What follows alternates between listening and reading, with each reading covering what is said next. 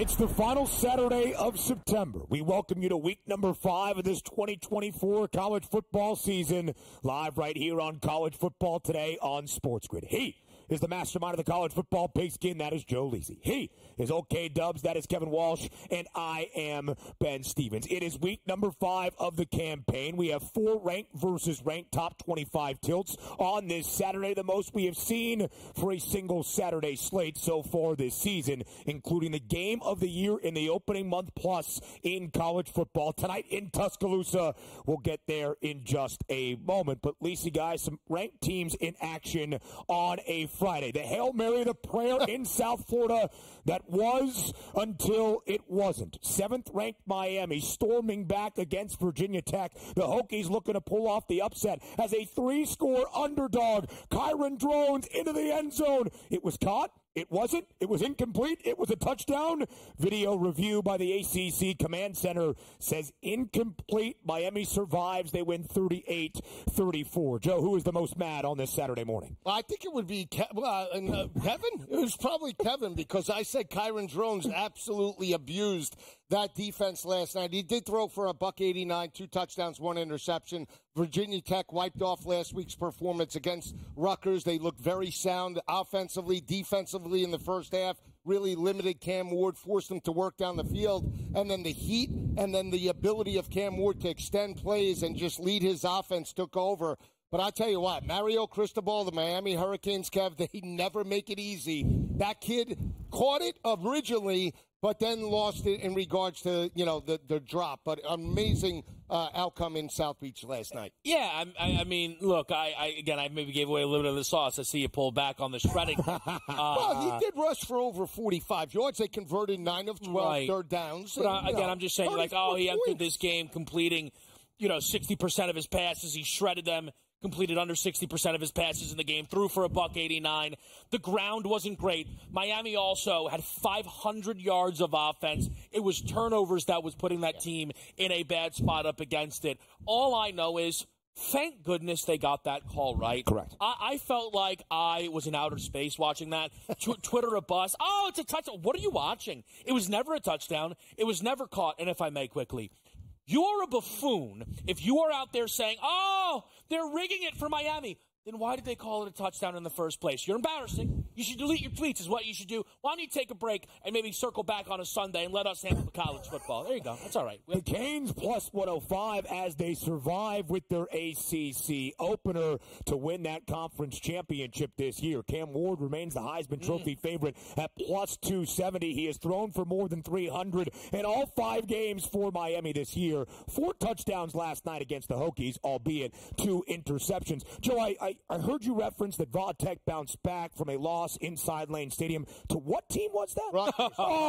Rutgers. That is right. The unbeaten Scarlet Knights. Greg Schiano and the boys in Piscataway. A perfect unbeaten 4-0 for the first time since 2012. That 2012 season, the last time Rutgers won 9 games. That's going to happen. The last time Rutgers was ranked in the top 25. That could come as of tomorrow. Over 6.5 was never in doubt, although we only have 4. We'll get to 7, that I know. All right, now let's transition to this Saturday. It is going to be an otherworldly slate. We've got 4 ranked versus ranked top 25 matchups. Again, the most we have seen in a single day this college football season. And, of course, Joe, our eyes go to Tuscaloosa, Alabama. It is number 4, Alabama. It is number 2, Georgia. We often lead off with our CFT game or games of the week. This is not just of the week. This is of the year here on this final Saturday in September. Let's start with the spread because that should draw our first attention as well. It has moved in the last 36 hours or so, but the Georgia Bulldogs, the second-ranked team in the country, a slight road favorite inside Bryant-Denny. It would be the first game Alabama was booked as a home underdog since November of 2007. Joe, is the right side favored tonight? I think they are, and we're talking about a team that has been dominant over the past couple of seasons, not just in the SEC, but everybody they have played. Won the bowl game against Florida State. Looked a little shaky a couple of weeks ago against Kentucky, but with Kirby Smart has won 2 national championships, and Kalen DeBoer hasn't. I think that's why you're seeing the fluctuation in regards to the market. I still think from a passing perspective, Carson Beck is a little bit more consistent than Jalen Milroe, and I still believe in Georgia's offense and defensive lines. And I pose this question. How much is the Nick Saban factor in regards to the spread, right? If you believe home field is maybe 3 or for Alabama 4, is Nick Saban 3-4 points to that team? That's why I think you're seeing Georgia favored in this matchup, Kev. A little bit of spread math from Joe Lisi. I'll say this. Last year in an SEC title game, which I'm not saying it's a home field advantage for Georgia, but it's closer than a neutral field, I would argue. 5.5-point number. Call it 2, if you will, maybe in that spot. You start sending this thing through the numbers, you're about right here. I don't think it's a Saban factor. I think that it's the preseason Georgia respect that they certainly earned, though the early returns from Georgia are dominating Clemson, who's maybe the best offense in college. I don't know what that whole thing is. And then a Kentucky game where they should hang their heads in shame. Ultimately, though, we talk about Georgia's regular season dominance. The biggest thing that's led to that is not playing Alabama in the regular season. Bama slightly owns Georgia, relatively, considering nobody else has been able to touch this team for 3 years now. That's why it is so incredible to me. Let's not forget, because some people try and sweep it under the rug. I mean, the best quarterback in the SEC last year, won the SEC championship, is playing in this game, and that is Jalen Milroe. I mean, last year in that game, throws for 192 on 8.3 yards per attempt, multiple touchdown passes. The multiple touchdowns on the ground and through the air in every single game this season. Look, Carson Beck can have that nice shiny number next to him to be the first overall pick when we get to April. That's not cashing. The best quarterback in this game is Jalen Milroe. And Kalen DeBoer, doesn't have a national championship. Well, he played in a national championship at Washington. I look at this game. I'm going to be playing a best bet on this total, but I have to lean towards Alabama because I think DeBoer still one of college's best. And I think that the home field advantage here is maybe being just a tick undervalued on that spread. Kalen DeBoer would tell you himself he is not Nick Saban, but he is along the lines of a Kirby Smart when it comes to beating ranked opponents in the last 2+ years in college football. 2 teams around the country have double-digit wins against a ranked foe. It's Georgia. It's Washington. Kalen DeBoer has stepped up at the helm of a program when his team has needed it most. You mentioned those postseason matchups between Alabama and Georgia. 3 since 2021 began. This just the 3rd regular season matchup since 2015. And since 2015, Kev, Bama has been the underdog in only 5 games. 4 of the 5 against Georgia. The other, the college football playoff semifinal in Pasadena, the Rose Bowl against Michigan, both 3-2 straight up and against the spread. We're going to talk season outlook, and one of the beautiful things about the significance of this game, we can enjoy the atmosphere and not dead off the over program if they lose tonight. But, Kev, it was part of what we had to do to Georgia last year after losing the SEC championship game by only a field goal against Alabama. It is the last loss for these Georgia Bulldogs in their last 34 games. This is one of the best teams still in college football. We'll see that tonight. Yeah, and again, listen, Georgia's very, very good, right? I may end up with some national title tickets on Georgia at the end of this game, especially if they lose it. But Bama was the better team in that SEC championship game. They led by double digits for a good portion of it, trading touchdowns with Georgia. And that's one of the things, Joe, look, we go back and forth on Milroe. Carson Beck has a lot to prove here in this game. He was atrocious against Kentucky, had a bye week to prep here on the road against the Bama pass defense that has been really, really good. Yeah, he started slow against Clemson as well, got going in the second half. And I'll say to Kevin's point, Alabama was undefeated in the SEC, 9-0 last year, won by an average margin of victory of 12 points per game. It is a really good point. Carson Beck only $160 through the air against Kentucky, the least amount he has had as the starting quarterback in Athens. A further breakdown in what it means for the SEC next.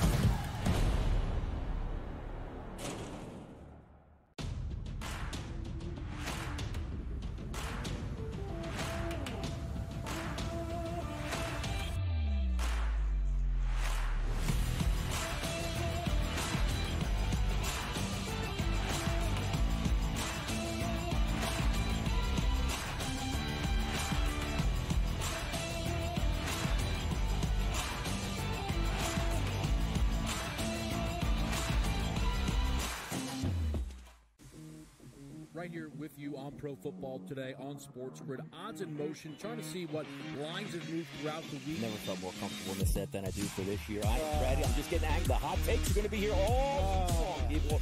What in the world is going on in Miami, Dom? It's not particularly anything to shy away from just because many people are on top of it. Hot take, hot take. I think this line is asking you once again to take New Orleans. Pro Football Today, only on SportsGrid. The sharpest football contest show in the land, the Las Vegas Football Contest Show, focuses on Circus Sports Million, Circus Survivor, and the Westgate Super Contest, handicapping the games and releasing our contest picks every week of the season. With two former Super Contest winners, Brady Cannon and James Salinas, a former NFL player, Mike Pritchard, and over $1 million in contest prize money won combined, the Las Vegas Football Contest Show will have you prepared this season like none other. There is going to be an energy to game time decisions that you will feel night in and night out. We're going to go through every single thing, and I've got a great team behind me that's going to help me get the job done. I want this to be the place that people come to. We are going to hit every single one of those markets that you need to know about. There is not going to be a better place, I promise you, than Game Time Decisions. We will have everything at our disposal, and we will use that to our advantage. I'm Kevin Walsh. Tune into Game Time Decisions from 6 to 8 p.m. Eastern on SportsGrid.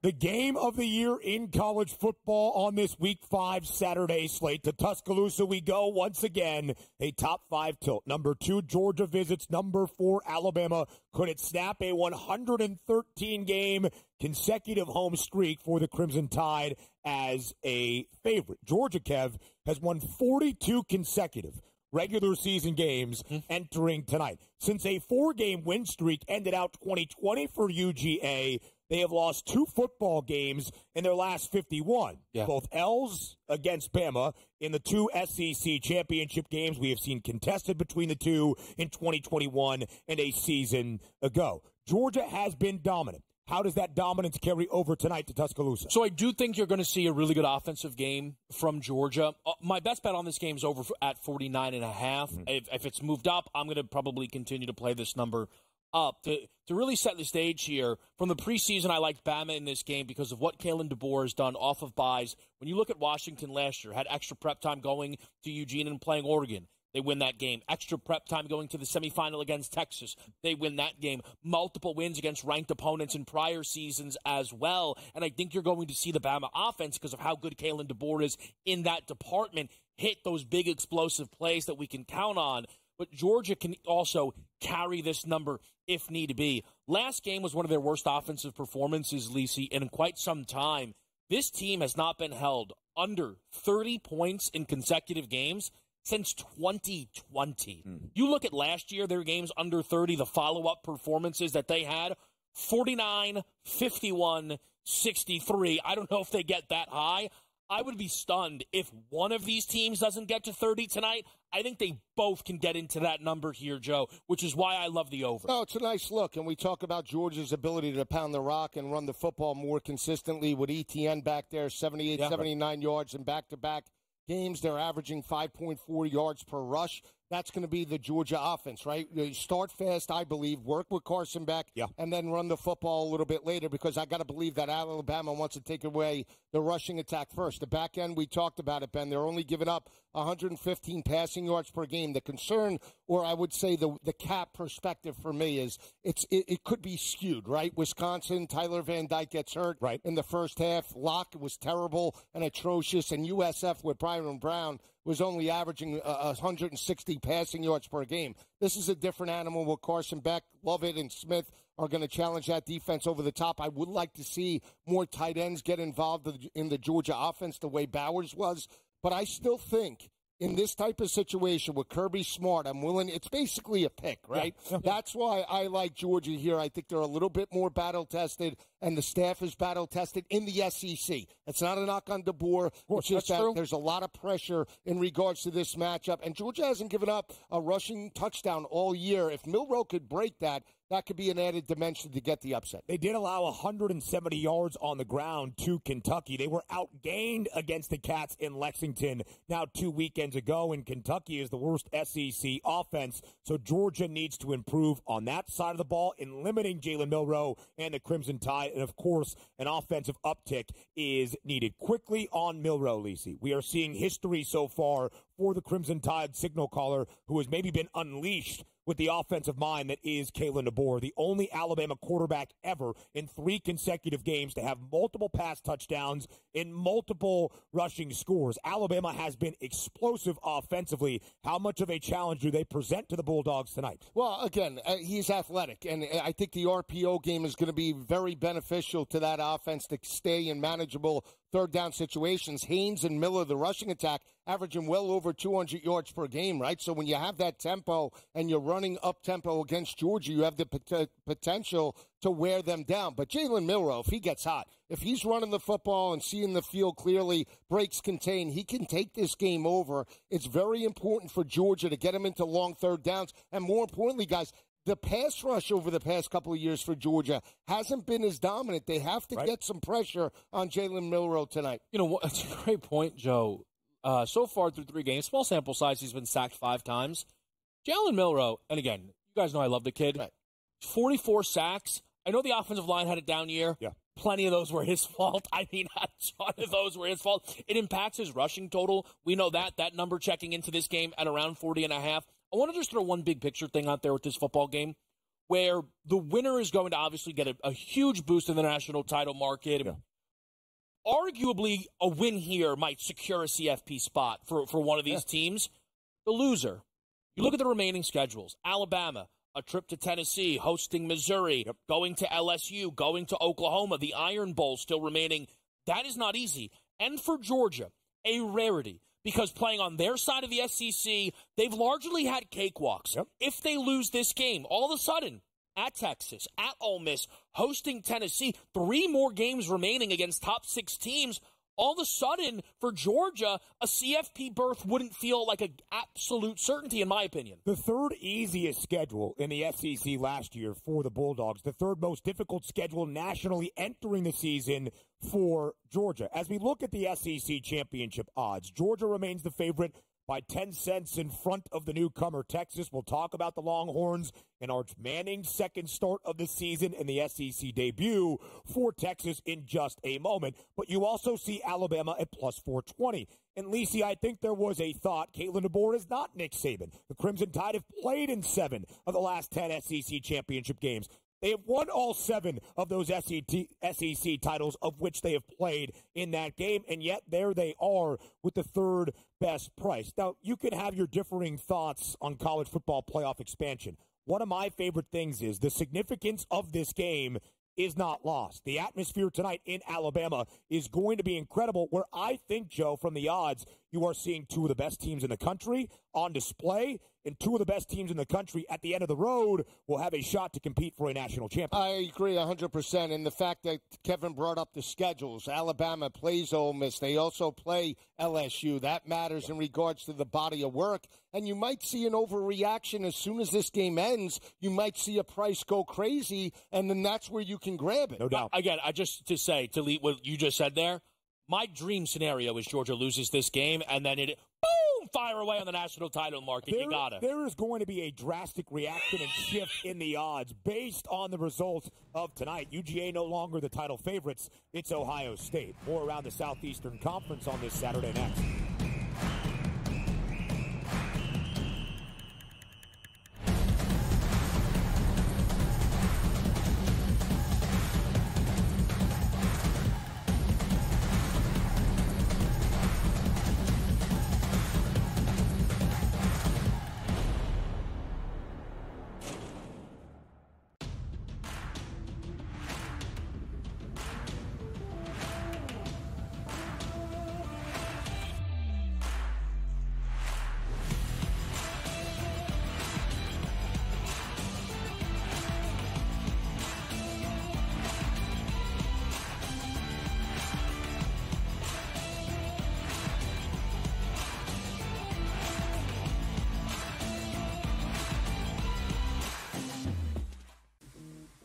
Right here with you on Pro Football Today on SportsGrid. Odds in motion, trying to see what lines have moved throughout the week. Never felt more comfortable in the set than I do for this year. I'm ready. I'm just getting angry. The hot takes are going to be here all long. People, What in the world is going on in Miami, Dom? It's not particularly anything to shy away from just because many people are on top of it. Hot take, hot take. I think this line is asking you once again to take New Orleans. Pro Football Today, only on SportsGrid. The sharpest football contest show in the land, the Las Vegas Football Contest Show, focuses on Circus Sports Million, Circus Survivor, and the Westgate Super Contest, handicapping the games and releasing our contest picks every week of the season. With two former Super Contest winners, Brady Cannon and James Salinas, a former NFL player, Mike Pritchard, and over $1 million in contest prize money won combined, the Las Vegas Football Contest Show will have you prepared this season like none other. There is going to be an energy to game time decisions that you will feel night in and night out. We're going to go through every single thing, and I've got a great team behind me that's going to help me get the job done. I want this to be the place that people come to. We are going to hit every single one of those markets that you need to know about. There is not going to be a better place, I promise you, than Game Time Decisions. We will have everything at our disposal, and we will use that to our advantage. I'm Kevin Walsh. Tune into Game Time Decisions from 6 to 8 p.m. Eastern on SportsGrid.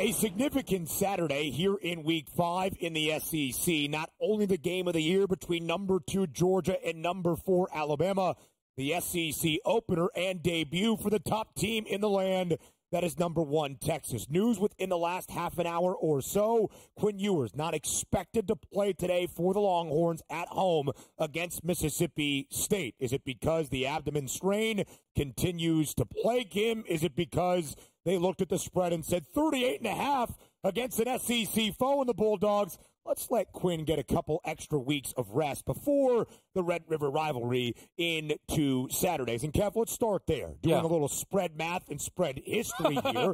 This is the biggest SEC spread not featuring Vandy in a game since Georgia and Missouri in 2021. That was 39 points. The biggest spread ever in SEC history that does feature Vandy was Alabama in the Commodores. It was 40.5. What do you make of such a gargantuan number for an SEC game? This is, I can only look Mississippi State because of what you said.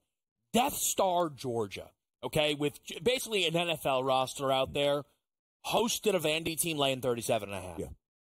Unless Mississippi State is the worst team by a lot in this conference, and that would include this year's Vanderbilt, I can only look their way. I know Chapin is going to be out for this game. Yeah. I'm not sure Van Buren isn't as good, if not better. He led what would have been back-to-back touchdown drives when he checked in. They just ran out of time around the goal line against Florida.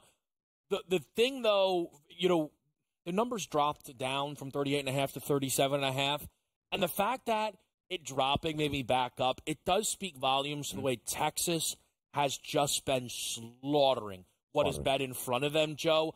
I looked Miss State. I'm not sure I get to the window. I actually like Miss State here. I'll tell you a couple of reasons why. But to Kevin's point, I mean, the reason why you're seeing such a big number is that Texas's offense, we know that, right?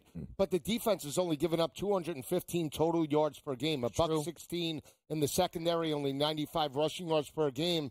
And we know Arch is lighting it up as well, right? So we know that Texas is going to eat in this matchup. A couple of reasons why I like Miss State. Jeff Lebby, new coach, former OC for Oklahoma, has been up. He actually got the victory with Dylan Gabriel. I'm not suggesting Van Buren is as athletic or is as good as Dylan Gabriel, but they did move the football in the second half against Florida. They rushed for 240 yards in that matchup. This is not a rivalry game, but the last time these teams played were back in 1999, the Cotton Bowl with Ricky Williams. I just think that they can run it to keep it within the that is the only way Miss State can be within this game. They go up tempo with Arch, they're going to lose this game maybe 70-10, and then that's it. Yeah. Run it, run it, run it. I like the under, but I really like Miss State with the points. I just want to mention Arch Manning props are hitting the market now due to the idea that Quinn's not going to play.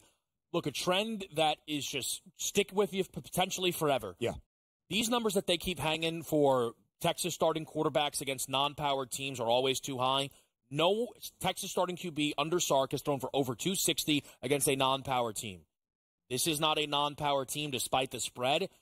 If I was betting it, I actually would shoot it over. They might let Arch, because I think Quinn's getting the job back. I know I think Quinn's getting the job back.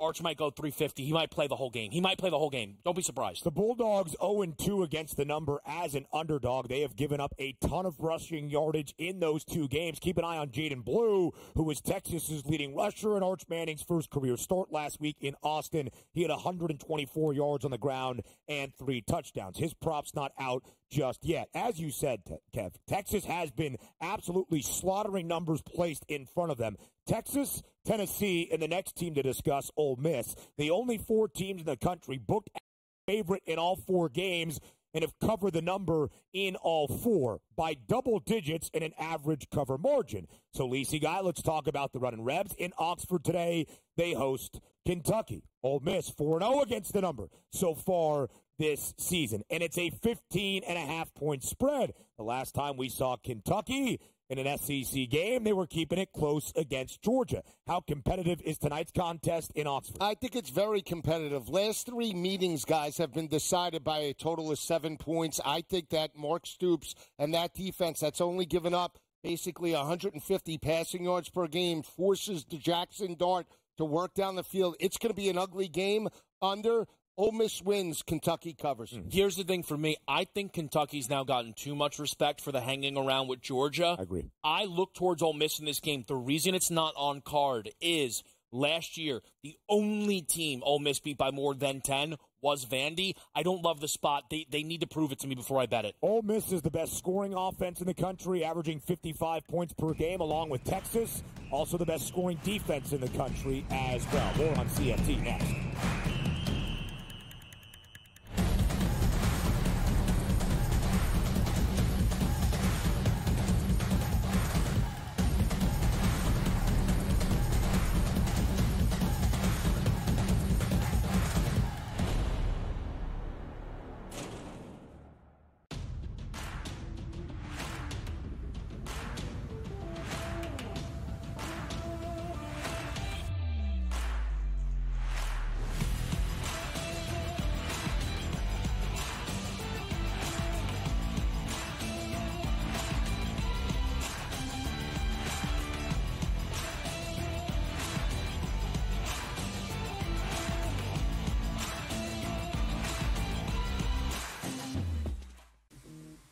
Right here with you on Pro Football Today on SportsGrid. Odds in motion, trying to see what lines have moved throughout the week. Never felt more comfortable in this set than I do for this year. I'm ready. I'm just getting angry. The hot takes are going to be here all long.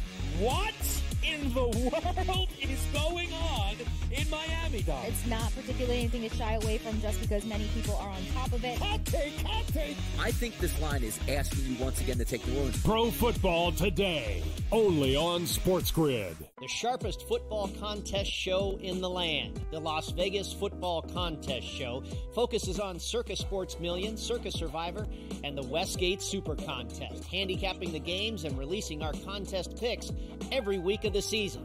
With 2 former Super Contest winners, Brady Cannon and James Salinas, a former NFL player, Mike Pritchard, and over $1 million in contest prize money won combined, the Las Vegas Football Contest Show will have you prepared this season like none other. There is going to be an energy to game time decisions that you will feel night in and night out. We're going to go through every single thing, and I've got a great team behind me that's going to help me get the job done. I want this to be the place that people come to. We are going to hit every single one of those markets that you need to know about. There is not going to be a better place, I promise you, than game time decisions. We will have everything at our disposal, and we will use that to our advantage. I'm Kevin Walsh. Tune into Game Time Decisions from 6 to 8 p.m. Eastern on SportsGrid.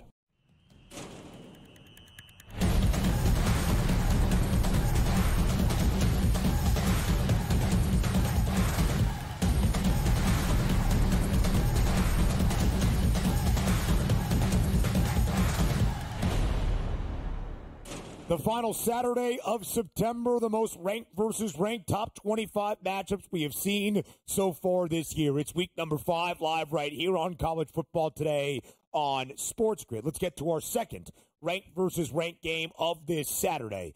It's number 9 Penn State hosting number 19 Illinois in Happy Valley. Although a top 20 tilt, Kev, a 17.5-point spread in favor of Penn State. You see the total, it's at 48.5, up by a full point from where the number was earlier this week. Is it too many points for a game with a total sub 50 and a matchup between two top 20 Big Ten programs? So funny enough, I'm on Illinois in the game, but I don't have an issue with the number. Mm-hmm. I don't think that Illinois is being disrespected on this spread at all. This is an Illinois team that went to Nebraska, catching about double digits. Is Penn State double digits better than Nebraska? We're doing some spread math. Again, probably. I still have some hesitations on the Nittany Lions. It's an odd 3-game sample size they have with a pair of MAC teams and then the West Virginia route. But I think we're seeing that the Mountaineers are somewhere in between last year's preseason expectations and this year's preseason expectations. James Franklin does not play a lot of ranked teams in the Big Ten. This year that might change. He usually just plays Michigan and Ohio State, loses to Michigan and Ohio State, right, handles business against everyone else. Last year, they also played a ranked Iowa team, 31-0, that final score. I know they covered. It was an odd game. That was also the worst version of that Iowa offense. Right. I think Altmaier has enough juice here, Joe, to stay inside. You're thinking about Deacon Hill. I can see it on your face. Me too. I missed the kid. Utah Tech. You want to get involved? Look up a couple numbers. All right, Cards are a little light today. We might be adding. I think Altmaier has shown enough that they can backdoor a big number like this. No beef with the number, but I did play the Illini. No, I like it as well, and I was thinking of last year because we watched that game. That was the Notre Dame game against Ohio State. That was a 13.5-point number. Penn State won. Yeah. It was a wet track, but, I mean, that offense was terrible for Iowa. Don't get me started. But I'm with Kevin in regards to Altmaier. I mean, we talk about the completion percentage, especially last week against Nebraska, 77%, over 200 yards, 4 touchdowns, no interceptions, has thrown 10 touchdowns on the year, no turnovers. And more importantly for me, I talked about it with you as well, that secondary for Illinois, very opportunistic. Right. They played good teams already, Dylan Raiola in Nebraska. They played Kansas. So they have 2 quality games under their belt. They forced 7 interceptions already on the season. That travels well, and I just think they're playing with house money. They lost this game in Champaign by 17 points last year. I think a lot of people are saying, why is Penn State favored? They're deserving. They're a dominant home team. Yeah. But they didn't look dominant against Bowling Green, I'll tell you that. They got abused in regards to that. I think Illinois is going to be in this game from start to finish. One of my better picks. I like the points. That game against Bowling Green is nearly a 5-touchdown favorite, one of just 5 times since the start of 2022 that James Franklin's crew has not covered when expected to win the game. They've been underdogs to Michigan and Ohio State, but as a favorite since the start of the 2022 campaign, nobody in college football better than the Nittany Lions covering a number. 19-5-1 against the spread. Few better than Burt. That's Brett Bielema and the Illini covering numbers as an underdog. 14-8 against the spread since Bielema took the reins in Champaign in 2021. 9 outright victories, tied for the 4th most at the FBS level of outright underdog wins for a program in the country in that span. And Illinois, Joe, one of 2 programs this year with multiple ranked wins. It's the Illini and the Volunteers of Tennessee. I do want to flip it back to you, though, because let's talk offense. We understand Penn State's defense, despite the struggles against Connor Bazelak and the Falcons of Bowling Green, is still going to be one of the best in the Big Ten, perhaps one of the best nationally as well. Where they needed to take strides was at the quarterback position and offensively. And so far, we have seen that out of Drew Aller, a completion percentage on the rise and the 2nd-best passer rating in college football so far this year. If Penn State is going to win comfortably in State College today, what does Drew Aller and the Nittany Lions offense do against the Illini? Well, I think they need to run the football, establish the line of scrimmage as well with Singleton and Allen, and have Aller work off of play action. When that offense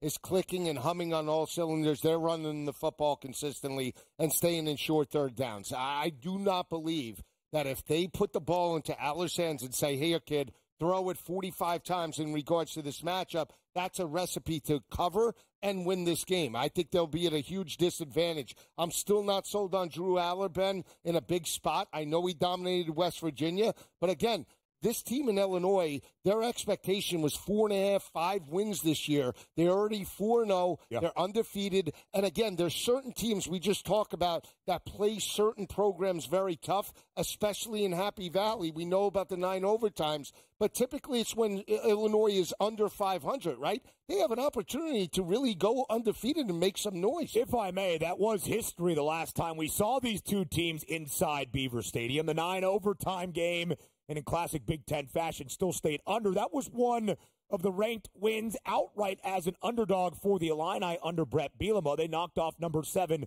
Penn State that day. Kev, as you see this 17.5-point spread, you said you're back in Illinois, but the number feels correct. So how close do you think the margin ends up being? Well, I think they can stay inside it. I think Altmaier, again, he has enough juice where if we're down 24, we can sneak in that back door. Hopefully we don't need to go for 2, whatever it might be. I think those are the kind of things that can work in our favor. I think you mentioned the way Penn State should play it. Mm-hmm. I hope they play it that way as somebody backing Illinois. If they run it, we're burning clock. Drew Aller right now is only trailing Jackson Dart in terms of yards per pass attempt this year. I don't know if Penn State is not throwing it because of the score and opponent or if because they still don't want to let Aller throw the ball 30, 35 times. In college football, when you have advantages, you have to be willing to take them. And Kotelnicki's been able to draw advantages up for Aller that has allowed him to be incredibly efficient to open up this season. I was interested in his prop today at 219.5. I think the better way maybe to attack it actually could be in an alt market as opposed to hitting the floor of it, chase the ceiling of it in a game like this. That's something that I would be interested in. I want to add, though, the importance of this game. Please. Because that's kind of, with the new format of the CFP, I'm someone who was not projecting Penn State to get in.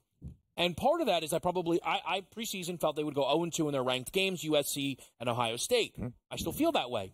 Well, now they get a chance to sneak out a top 20 win against Illinois. Can't stress this. This is not a ranked game. This game is not. We're doing this game somewhere much later on in this show. For sure. If Nebraska holds on in regulation or in overtime, getting a top 20 win on the resume here for Penn State is one of the biggest gifts of the entire college football season. I just want to add, if they do strike the upset, does that kill the perception? I think it kills Penn State. For sure. I think that's tough for Penn State. The Nittany Lions have a very easy schedule outside of this game and potentially Ohio State looming. There's not a lot out there, which is good because maybe if you get past some trap spots, you have that unblemished record. You don't have to play Michigan this year, but you also don't have those marquee victories as we are going to compare resumes come late November and early December. I will say this about the Illini. They're one of 6 unbeaten Big Ten teams still left standing. Rutgers improving to 4-0 last night as well.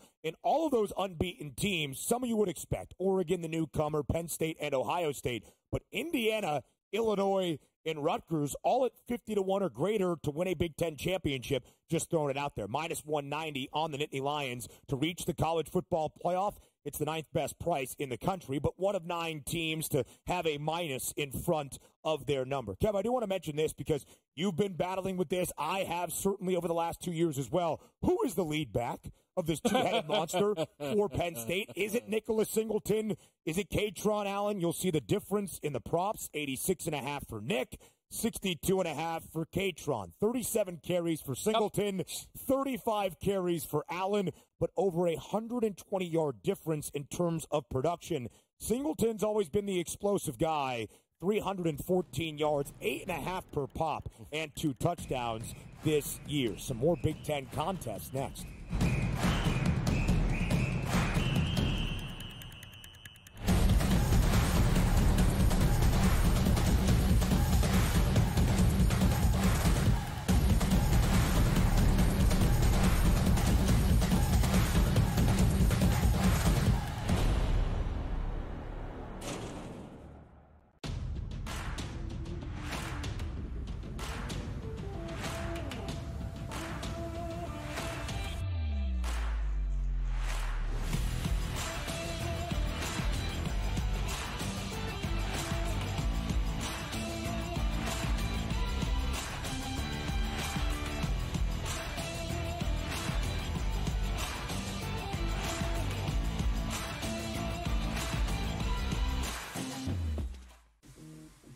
right here with you on Pro Football Today on SportsGrid. Odds in motion, trying to see what lines have moved throughout the week. Never felt more comfortable in the set than I do for this year. I'm ready. I'm just getting angry. The hot takes are going to be here all long. People, What in the world is going on in Miami, Dog? It's not particularly anything to shy away from just because many people are on top of it. Hot take, hot take. I think this line is asking you once again to take New Orleans. Pro Football Today, only on SportsGrid. The sharpest football contest show in the land, the Las Vegas Football Contest Show, focuses on Circus Sports Million, Circus Survivor, and the Westgate Super Contest, handicapping the games and releasing our contest picks every week of the season.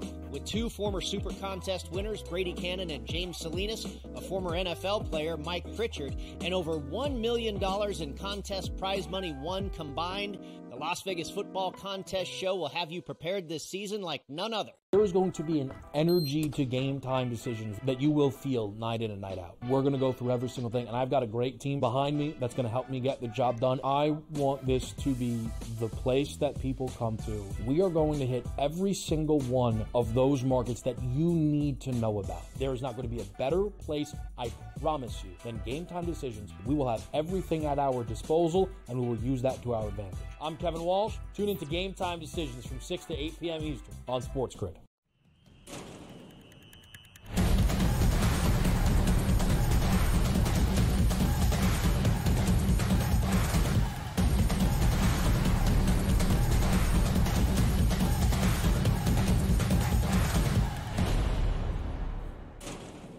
Live right here on College Football Today on this final Saturday in September on SportsGrid. Some Big Ten contests to break down. Big Ten contest, Ben, over your shoulder is Oregon and UCLA. What does that even mean? Yeah, it's not a Pac-12 game. It's a Big Ten game, and it's late-night Big Ten action. 11 p.m. Eastern time, kick tonight for the Ducks and the Bruins.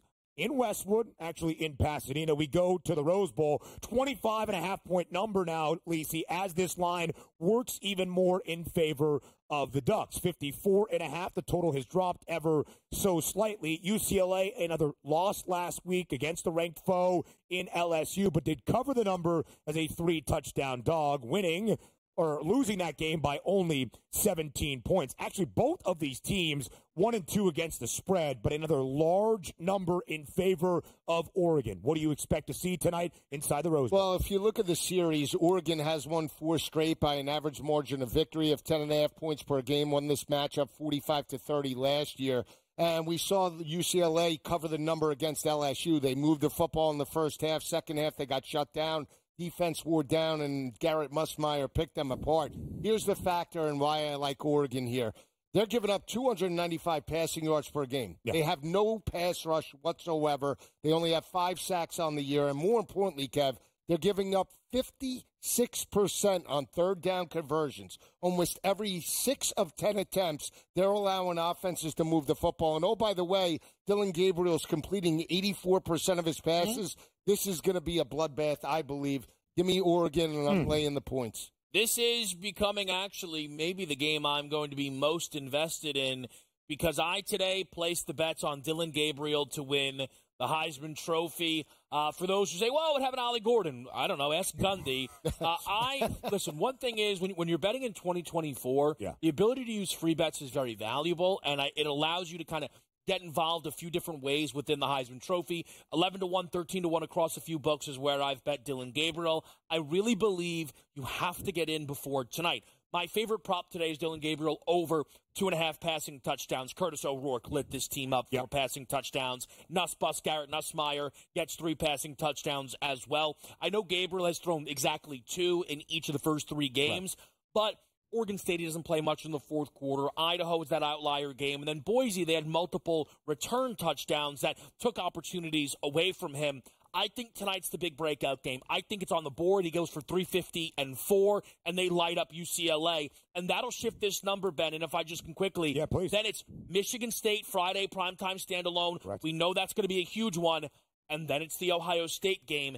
If Gabriel can continue to play this well, win his next 3 games, I think he's as live as anyone to be the Heisman favorite following October 12th slate. And listen, he was the preseason Heisman Trophy favorite at a short number at plus 550, maybe not worth the bet. But one of the reasons I think you could expect Dillon Gabriel to at least statistically look pretty similar to Bo Nix is Will Stein is still there as the offensive coordinator in completion percentage. Bo Nix and Mac Jones, the two best single seasons in FBS history, 77.4%. Gabriel is at 84, albeit through 3 games, but off to a good start. Go ahead. I want to add this, though, because I've talked about, and I haven't changed my opinion on this. His statistical greatness, I think, is going to be a requirement to win that trophy. Gabriel's checking a box I wasn't anticipating. Right. It's not just 84% completion percentage. He's 83-plus in every single game this year. I don't care who you're playing.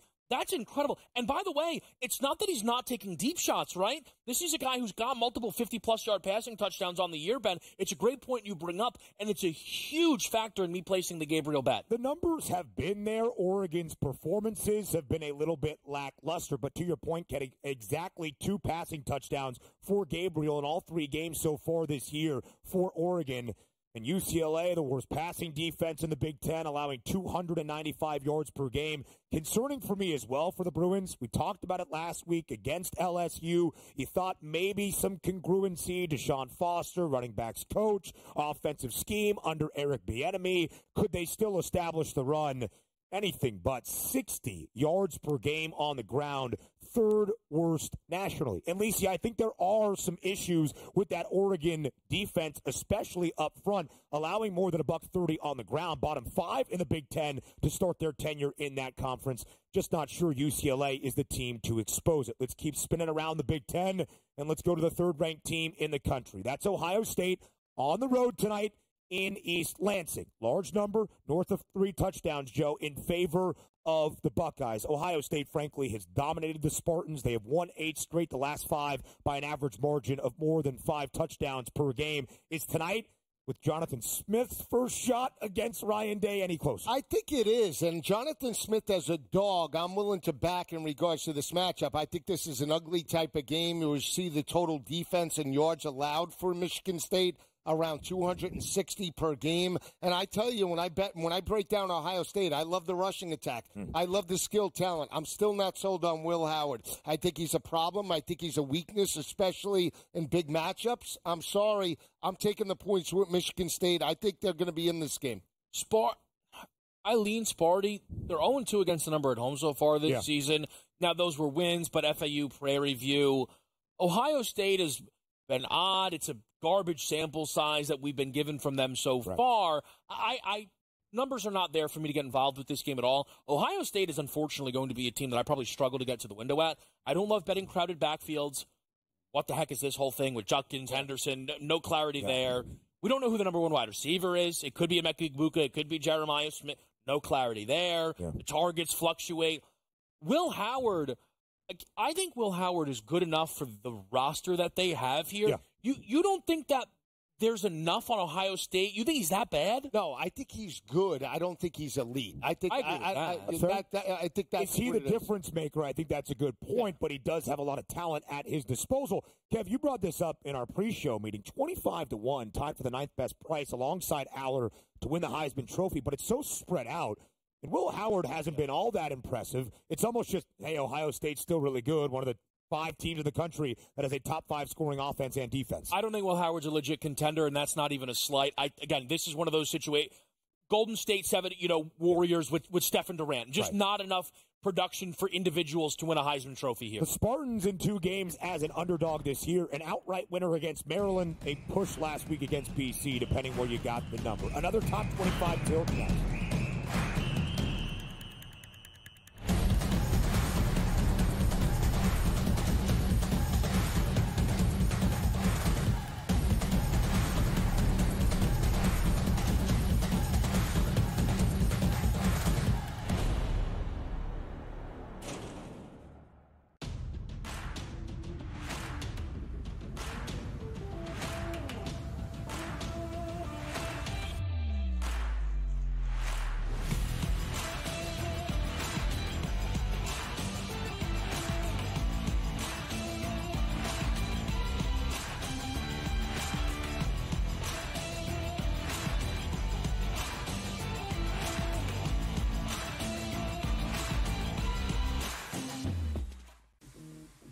right here with you on Pro Football Today on SportsGrid. Odds in motion, trying to see what lines have moved throughout the week. Never felt more comfortable in the set than I do for this year. I'm ready. I'm just getting angry. The hot takes are going to be here all people.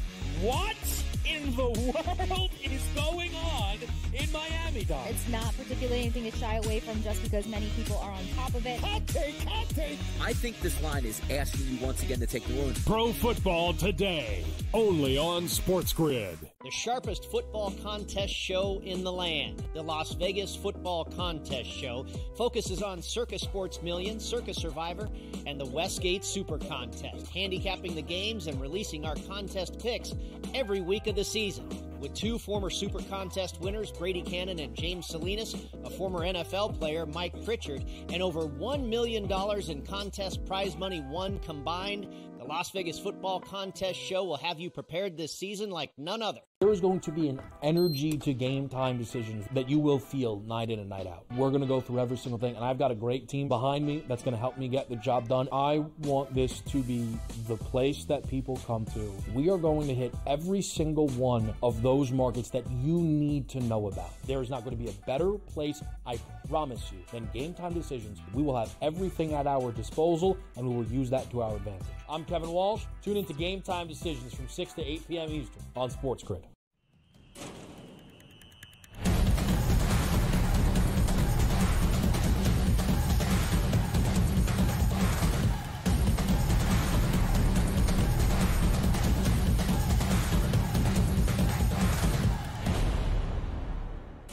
Our third of four ranked versus ranked top 25 tilts on this final Saturday in September, live right here on CFT on SportsGrid. Under the watchful eye of Touchdown Jesus, 16th ranked Notre Dame hosts number 15 Louisville. 6.5 point spread, Lisi guy, in favor of the Fighting Irish. Kev, you love to do that spread math. Year over year, it's the exact same number, but in a different spot. Last year, it was Notre Dame. Close loss to Ohio State 2 weeks prior. The dramatic comeback victory over their now quarterback, Riley Leonard, and Duke on the road in Durham, having to go on the road to Louisville. The season saved a week ago for Notre Dame, only to lose, Kev, outright by 2 scores as that 6.5 point road touchdown favorite in Louisville. Same number, but now we flip venue. How do you feel about this game? Well, I think it's a great point that you bring up, and I think that's why Notre Dame looks like the side to me at 6.5, because I think the Irish that went to Louisville last year was maybe a worse version, certainly projected than this year's team, and I think this year's Louisville isn't projected as favorably as last year's Cardinals group that was in the ACC championship game. The hesitation for me is trying to figure out, are the spoiler makers a thing because that's what Purdue are, or is that a Jeff Brom thing? Like, it's just something to consider, as Purdue looks like maybe the worst team in the entire Big Ten early season.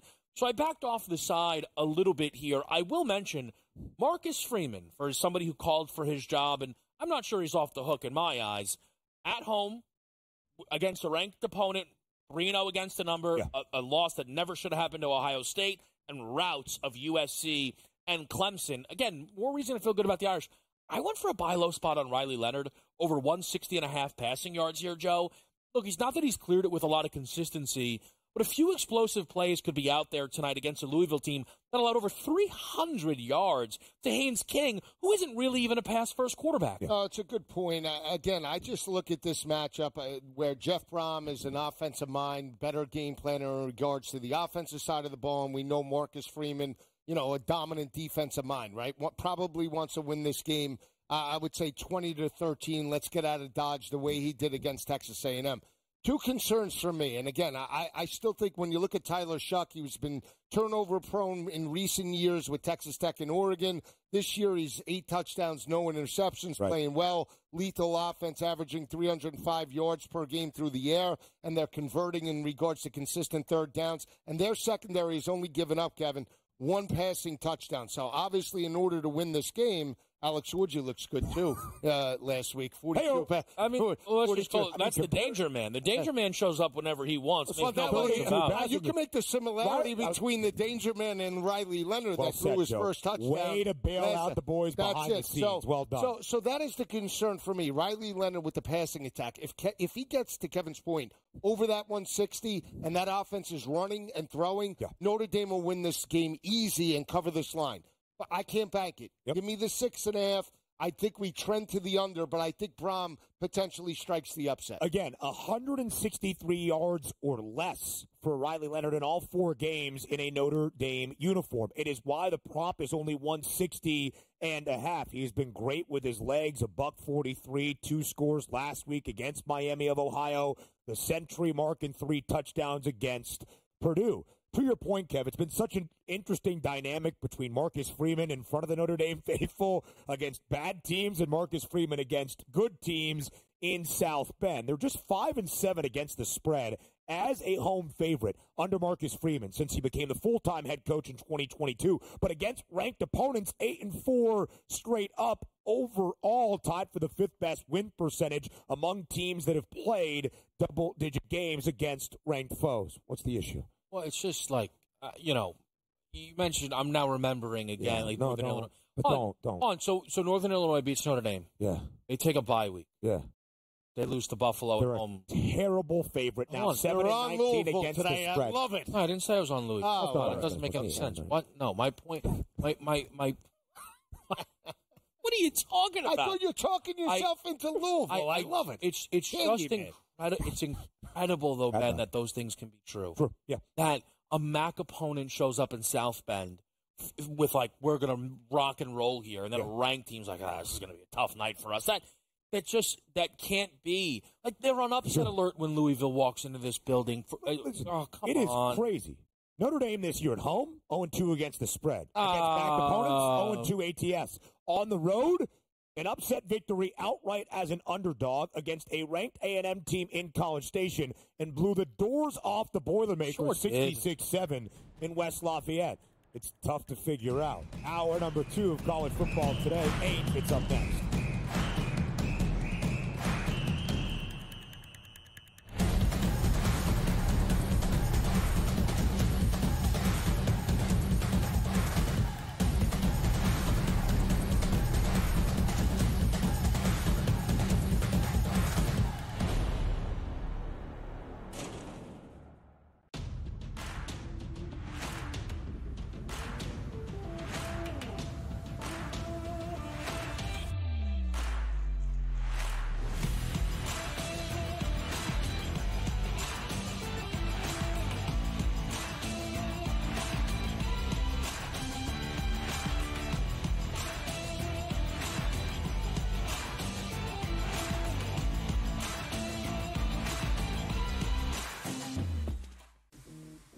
Right here with you on Pro Football Today on SportsGrid. Odds in motion, trying to see what lines have moved throughout the week. Never felt more comfortable in this set than I do for this year. I'm ready. I'm just getting angry. The hot takes are going to be here all long. What in the world is going on in Miami, Dog? It's not particularly anything to shy away from just because many people are on top of it. Hot take.